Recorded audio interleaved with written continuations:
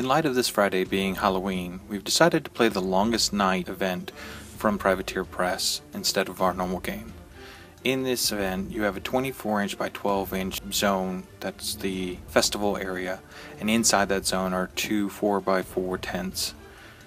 During the event, you will place one Longest Night Thrall at each exit of the tent for both tents in the zone. So each turn will produce 4 Longest Night Thralls. Longest Night Thralls have a speed of 6, strength 6, mat 3 with a rat 3, 10 defense and 12 armor, and have a PNS attack of 11. They also come with Bonds of Death. They have the Created rule, the Frenzy rule, which means these models automatically frenzy during their activation, and then they have Spell Ward. For the purpose of this game, we'll be using Crick's Bane models to represent our Longest Night Thralls. Unlike normal scenarios, this scenario ends when a player reaches 2 control points. They gain control points by controlling the festival zone, the 24 by 12 inch zone in the center of the table. Hey everybody, this is Gaston. I'm here today playing some Protectorate, and we're going to wipe some Cygnar, or Undead, from the face of Caine. I brought along P-Severius for this. This list is actually a pretty old list. It's from, I think, like around 2010, 2011. The only big change is moving around a couple solos to get Tristan in there. But if it isn't broken, don't fix it. And it's just a really strong list. It's really, really good at just wiping infantry off the table. I think it'll be very strong against Cygnar.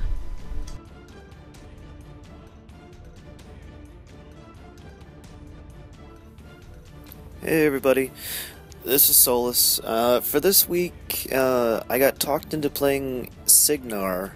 I haven't played Cygnar in a while, and I guess they thought it'd be a good idea for me to sort of break out of my rut of playing Legion and Cricks, although I don't really consider that a rut. Anyway, working with the models that we have available to us, we put together a epic Caine list. It's a fairly standard setup for an E-Caine list, so hopefully I will not be too bad at playing it, considering my inexperience, or current inexperience with playing Cygnar. So we'll see how it goes. Deployment's pretty straightforward. We put Sevi in the middle, a Reckoner on either flank. Then we're going to have the Temple Flameguard be at the top, we're going to have the Zealots be at the bottom. They're just going to be my 2 tar pits anchoring down either flank of the army. And then we're going to have the Blessing of Vengeance on the top, and then the Redeemer down towards the middle still, just so that way it has a nice central location. And this is, a very well played list. It's something that I haven't played Sevi in a while, and I can just pick up, grab, and go with it. I don't know if it was the spaghetti or if it was the fact that it was a Halloween scenario. I didn't really want to think, so I just kind of went with an easy list to play.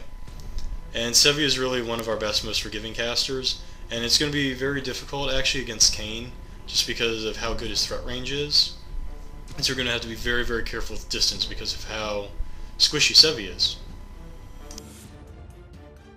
Going into my deployment, I've set up Rowdy and Caine fairly central to the board, and then go with a more or less even deployment of Boomhowlers on one side, or on my one flank, and Risen on my other flank. The Piper goes along with the Risen, so the idea is to have 2 units of tough infantry to be able to throw into the zone and hopefully tie up stuff and not necessarily die to Thrall charges, or Thrall frenzying into them. And then I have the Gun Mages hanging out on a flank. Hopefully they're going to be able to deal with some infantry with, fairly decent rat, and the ability to reach out and touch people at about 14 inches with snipe. So not a terrible idea, and we'll see how it works out.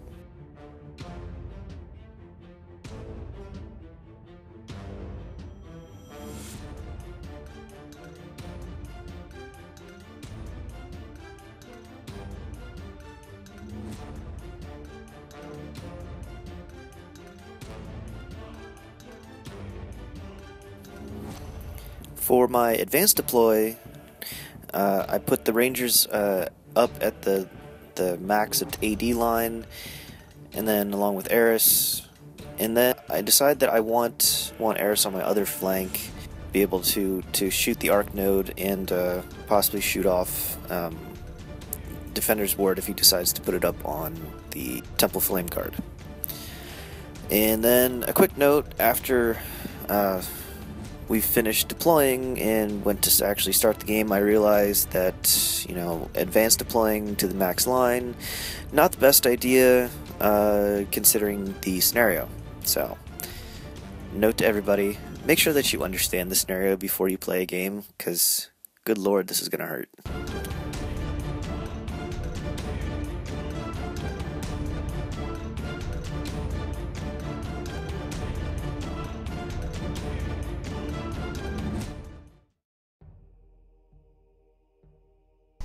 So as we get started here, a fun story about how this whole video came to be is this is an idea that Taudark had probably a month and a half to 2 months ago.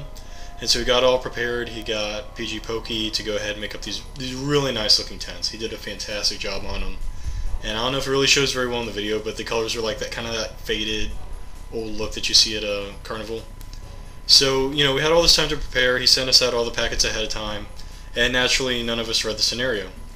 So we're going through and we're getting into like my first turn, and we're starting to read the scenario and try to figure out how's it all going. And because there's been enough time, enough years, we're used to things now in kind of the current format where like nothing happens until this second player's second turn, things of that nature. And that's not at all how this works in this particular game. It turns out everything just starts on the turn one. So you can start scoring points, the undead are going to start popping out. And so, like, as this is happening, I'm like, oh, great, so I'm going to end up with, you know, 4 of these frenzying zombies in my face before I even have a chance to deal with them. And so I'm trying to come up with clever ways to kind of avoid, you know, just kind of losing models, you know, without reason. So I end up deciding to be clever and actually throwing Vision up on my lead Zealot and just running him right up there to take the zombie attack. And that way when the zombie goes and attacks him, he won't take any damage and he'll just, you know, pop in the middle finger. And then on the Temple Flameguard, we're going to throw Defender's Ward up on there, and they'll need 12s to hit, which on 3 dice is not unreasonable, but it's a better chance of surviving than not. So that was kind of my plan, to deal with all these frenzying zombies that were going to start popping out here much faster than anticipated. So we're going with the choir. We're going to go ahead, we're going to chant no shooting because I don't want Eris to sit there and pop the Blessing of Vengeance and stop the Arc Node all day long. And very fortunately for me, she's on the opposite flank from Aiyana and Holt, so she won't be getting magical weapons anytime soon, hopefully. Otherwise, we're just going to make my little wall of dudes. We're going to run the Jacks up. Menoth is up. The Jack Marshall went ahead and put Fortify onto the Redeemer.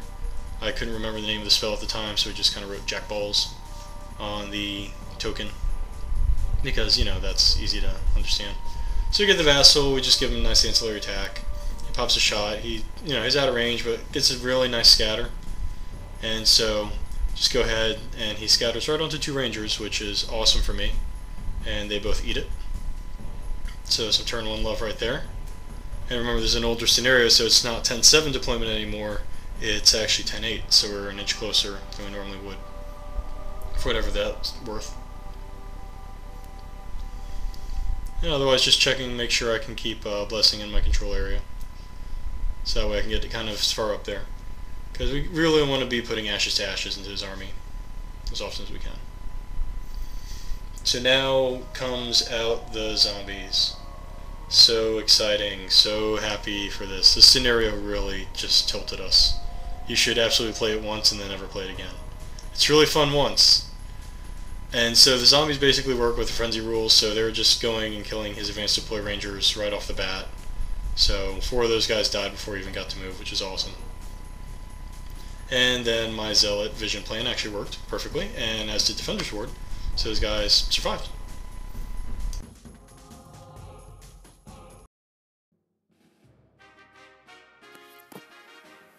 Okay, so turn 1.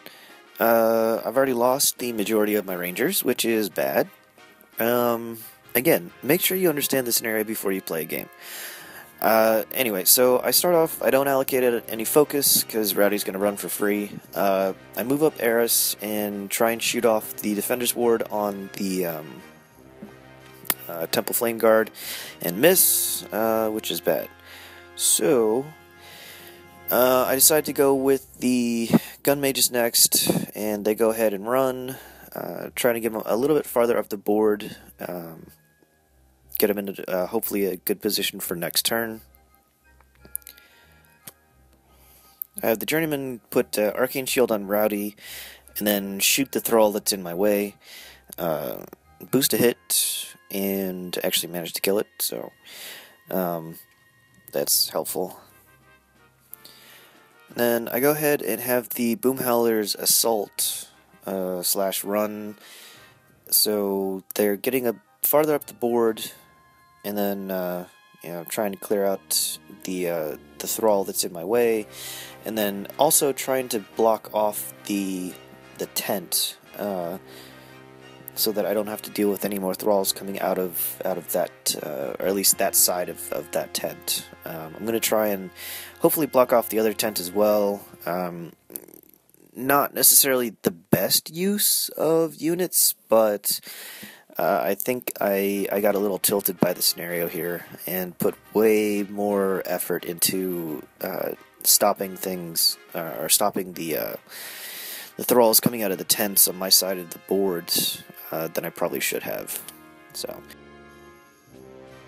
anyway, Jonas and also charges slash assaults, and with everything happening, managed to kill the Thrall, and then managed to make a tough check on the Boomhowler that Jonas charged.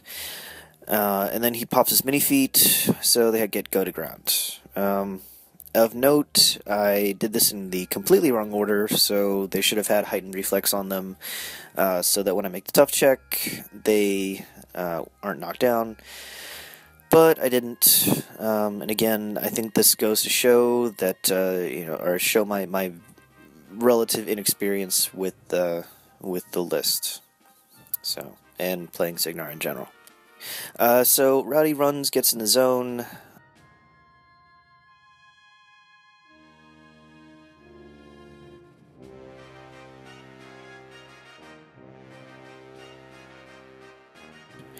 Move up Caine, who tries to take a shot and is very out of range. And then, again, just trying to rush through things here, I forget to cast any spells, so that's bad. Yeah. So the Rangers move up, trying to get everything into position for next turn. Piper advances and puts tough on the Risen, who then go ahead and run, again blocking off the tent opening, so that I don't have to deal with another Thrall coming out on that side.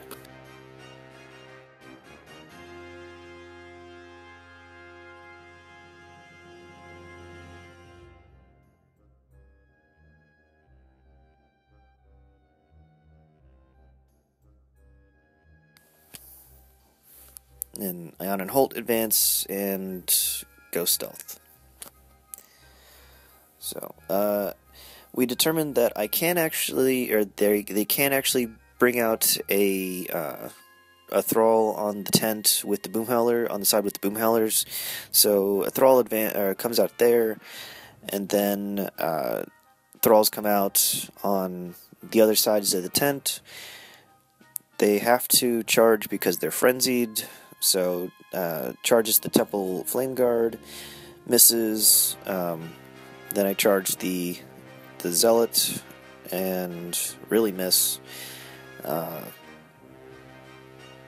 The Thrall on my side manages to hit and kill, or at least force a tough check on the Boomhowler. And the other Thralls manage to swing and kill the Zealot, and also manage to kill the Temple Flameguard who's standing there.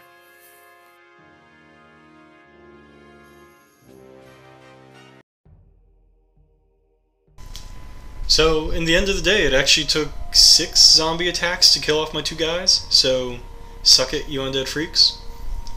Now, going into this turn, we're looking at the Boomhowlers with Murdoch have done their little mini-feat, but a couple of them are knocked down, so they'll only be defense like 5, because actually one of them engaged. So we have some opportunities there for shooting, even if they are immune to blast damage.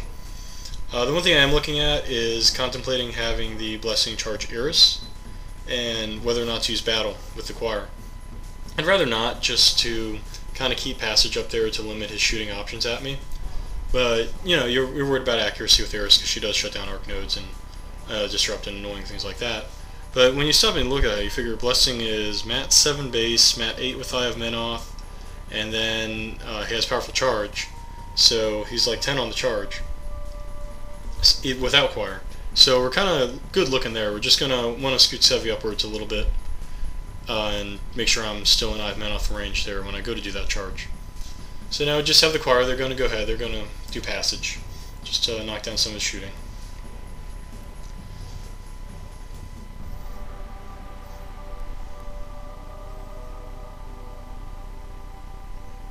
Then we're going to go ahead and we're going to use the full reach with Blessing just to make sure he stays back out of Menoth range. He does awesome job. Pops Iris, no problems.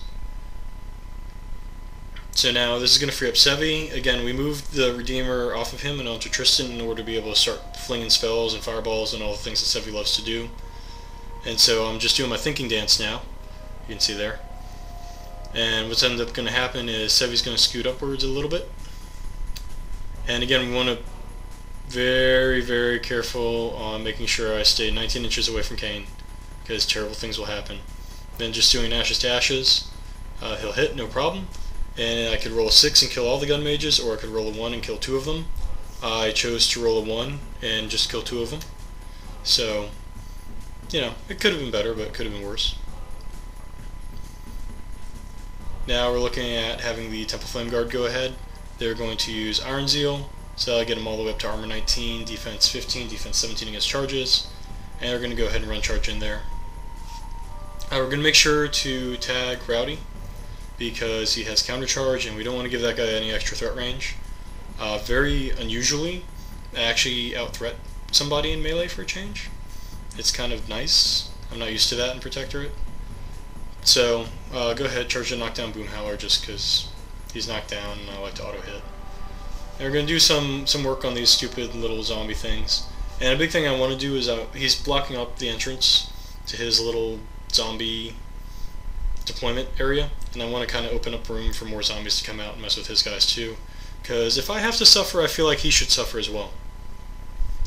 Then we threw a couple guys into the Rangers, into the Boomhowlers. They all pass their command checks, because why not? The other Boomhowler passes tough check, but he did get lit on Fuego, and Rowdy's on Fuego too. At Armor 23, he's really going to care about that PAL 12. He's just really going to care. And then we go ahead and nix the 2 zombies. Next up, we're going to go with the Zealots. They're going to use Greater Destiny, so no damage for them. And then they're going to chant Fervor. And I didn't really want to run them because I wanted them to actually do things this turn. So they're just going to advance. The problem is the only thing really in range for them to attack is the Risen. And spending your time attacking Risen just kind of sucks. I mean, they're there, you feel like a big man killing them all. But I mean, it's not a great use of time and points. But that's all that's there, so we're just going to attack them and clear them out. They're all going to come back anyway because it's Alexia and there's like freaking 50 living models on the table. And we're just going to blow them all to hell though, because it turns out when you have a grenade and they are made of zombie, they just fall like you would not believe. He did do a very good job on tough rolls here though. So one scattered off, the next one's in range, direct hit, catches a bunch of them.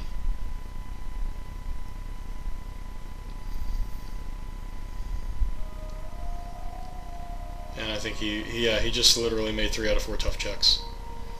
But what's kind of nice about this is, with all those knockdown guys, it does leave room for that Redeemer to come up and start taking pot shots at Alexia. And, I mean, I'm only Rat 1, but I'm boosting, so you know, it could happen. And worst comes to worst, I'll get a decent scatter onto somebody important back there. I mean, you've got Caine, you've got Aiyana and Holt, you've got Gorman. You've got a lot of high-value targets there. And they're all stealth at the moment, and then Holt's got quick draw, so it's a lot better for me to just start shooting the one who isn't stealth. And for that to stop being a problem there.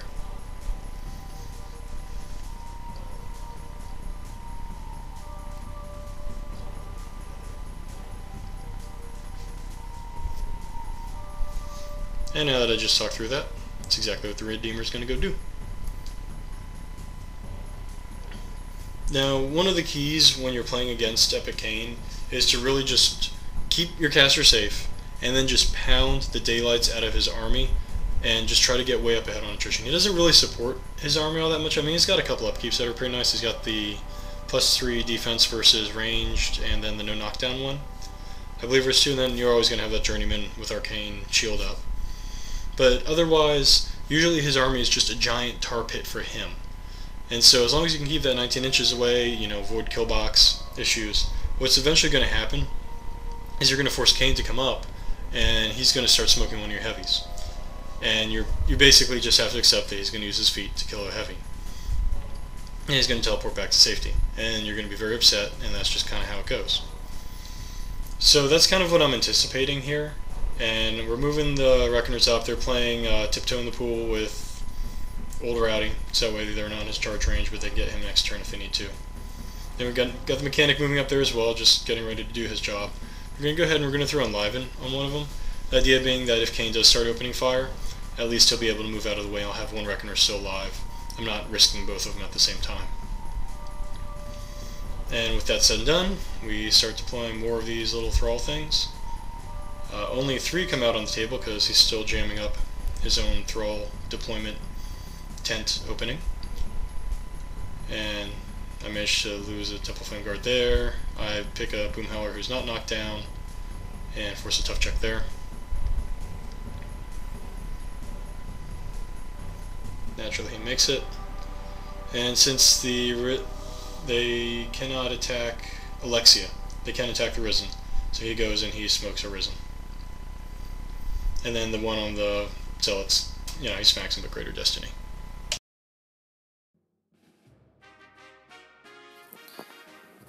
Alright, so going into turn 2, that was a very, very bad turn for me.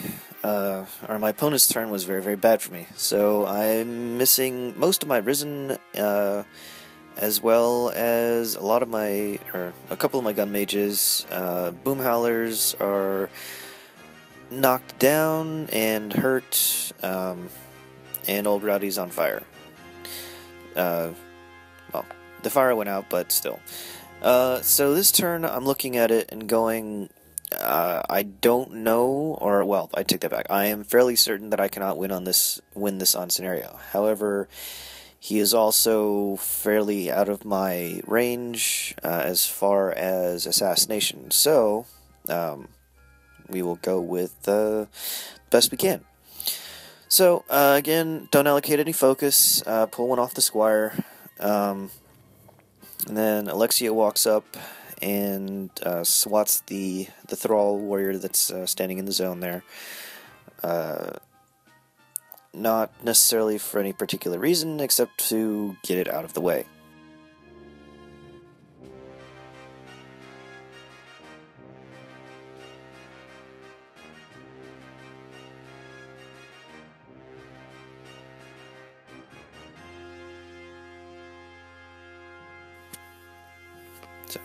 I go ahead, start off with the Rangers.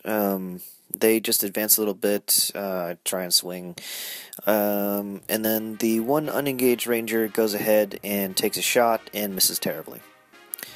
So, not the greatest. The fact that I lost Eris last turn is, well, very much my fault. Although it would have been helpful had she actually managed to knock off the Defender's Ward, which is bad.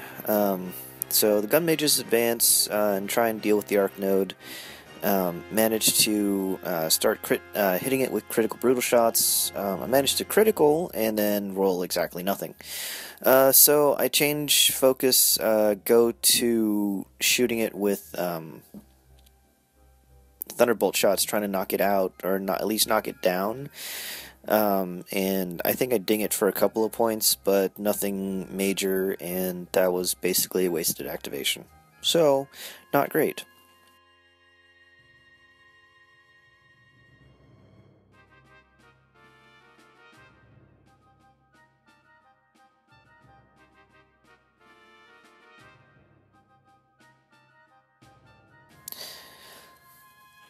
So, Boomhowlers call 4 up tough again, and just advance, walk around. I'm trying to create somewhere safe for Caine to go after he goes, and then I'm going to Gategrasher back to safety behind a wall of Boomhowlers. Anyway, they go ahead, take some shots, kill a couple of the Flameguard, which is helpful. But don't do anything fantastically amazing.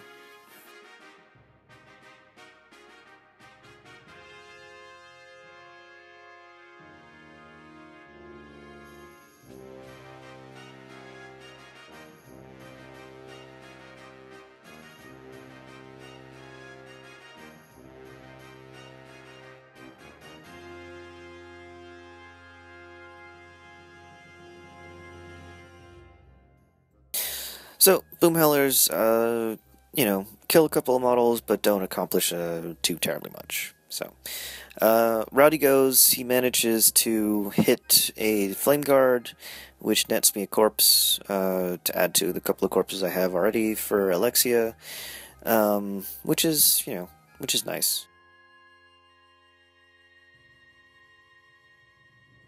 I go ahead, the Piper walks up, puts tough on Alexia, and the Squire just sort of dirtles around, gets out of the way, and goes to where I'm hopefully going to be next turn.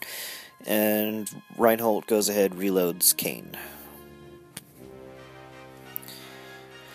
I go ahead and I advance with Gorman, and I set it up so that old Rowdy's going to take the Thrall charge, because I have some idea of where I can place the Thrall, so it's going to charge Rowdy, not Gorman.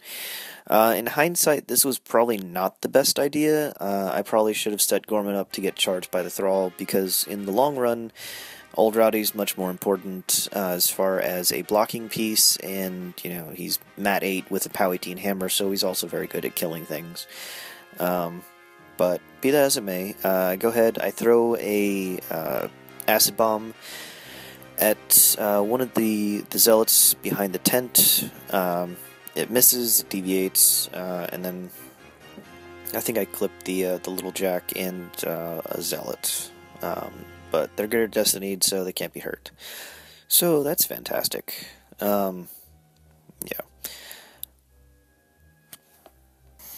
I go ahead, throw harm on the Temple Flameguard, and then Holt tries to shoot a couple of them, and is more or less not successful.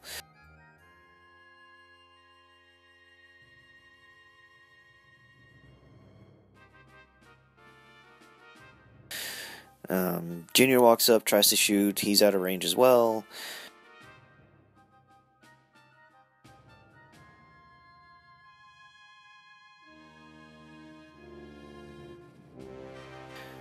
So I go ahead, and Caine's going to come up, and it's at this point I'm kind of considering whether or not it's worth it to pop my feet just to take a heavy off the table, and I kind of think that it might be. If I can take a heavy off the table and put some damage into the Redeemer, that might be enough to stay alive for another turn or so. But I think I got tunnel visioned into, let's save the feet for the assassination run that I may or may not get. So he goes ahead, he shoots, he kills a couple of couple of Flameguard. You know, even at Rat 9, hitting and, you know, POW 14s, it's still not fantastic. And then here, I go ahead, I buy a shot that I probably don't need to. The better play here would probably have been to make sure I have heightened reflexes on the Boomhowlers, and then gate crash behind the unit, so that, you know, if with 4 up tough, if they do manage to make tough checks, they're not knocked down and you can't draw a line of sight to me. That would have probably been the better play. I mean, I have 3 free shots, so I could have just taken the free shots and used my focus for other things, but I didn't. So again, I think it's just inexperience with the list, and I definitely think that the scenario got me a little bit off kilter, and I don't like to blame dice, but I don't know how much you can see from what I'm rolling, but you know, with the exceptions of a few spikes here or there, my dice were fairly ice cold for the entire game. So, anyway, that's my turn too.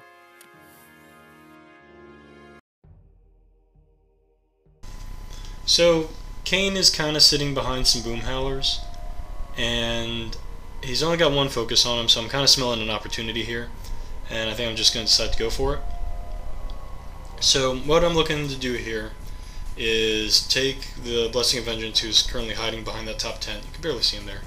Have him run to be not engaging anybody, or being engaged by anybody, so he can arc. Try to get him within 8 inches to send a Fireball or Flame Blast or whatever. Immolate is the name of the spell. That'll be like a boosted POW 15 at Magic 9. Caine's a 17, so I need an 8. And so that'll be pretty good. Then take a Reckoner and another Reckoner and a Redeemer and just shoot the frickin' daylights out of Caine. So in order to do that first, I'm going to want to open up some line of sight. And to do that, we're going to go ahead and activate the Choir first. They're just going to move up. They're going to chant battle. They're going to continue to be really cool guys. It did kind of suck that the Temple Flameguard ran away, because they could have actually freed up quite a bit of that Boomhowlers, or at least knocked them down to make things easier for Blessing, but it wasn't meant to be. Unfortunately, I rolled boxcars for their command check. So, great roll for me, but bad roll for them. Now, the Zealots are going to go. They're going to go Fervor. One of them is going to take a free strike from Arisen and actually die to it, which is embarrassing. Old Rowdy is engaged by a Thrall, so I don't have to worry about countercharge. Then I'm just going to walk a couple of them up to take advantage of, to get in shooting position there. And then another couple around the side to just keep going for Alexia, because why not? So the first one, he bangs on a Boomhowler. Direct hit, fails his tough check. And then the blast damage will actually do, I don't know, it does like 3 damage to Boomhowler himself, because why not? And then I think it forces at least 1 or 2 other tough checks going on here. And I believe 1 passes and 1 fails.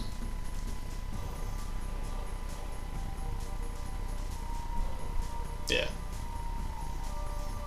So, 1 Zealot Bomb cleared out a ton of dudes. Very awesome. The other one goes for the Ranger and just blows that one away. More corpses for Alexia. We're just clearing out some more of those Banes, zombie thralls, whatever you're calling them.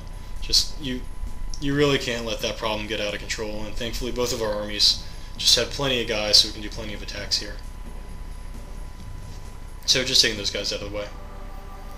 And then finally, the 2 on the side are just going to firebomb at Alexia. The first one's going to miss, and they'll scatter and they'll clip her and do a few points of damage. 2 of which she passes off, and then she only takes 1. The next one will actually directly hit her on boxcars, which crit fire, and that forces a tough check, which unfortunately she makes, but at least she's on fire now, and knocked down. So now we're going to have the Reckoner. He's going to walk on up. I'm going to decide that he walked too far, so I'm going to pull a Pagani and keep walking him backwards. So then our team captain here was watching this game, and he's like, "You measured that too quick, so be precise with your measurements there." So that's where we got out the flame template, made it all look good. And that's directed on Caine. He's got like 2 health left, 3 health left. So we just have the Redeemer. He's now aiming and boosting a shot. He'll be Rat 8 when it's all said and done versus 17. So he'll hit, and that'll be game. Thanks for watching.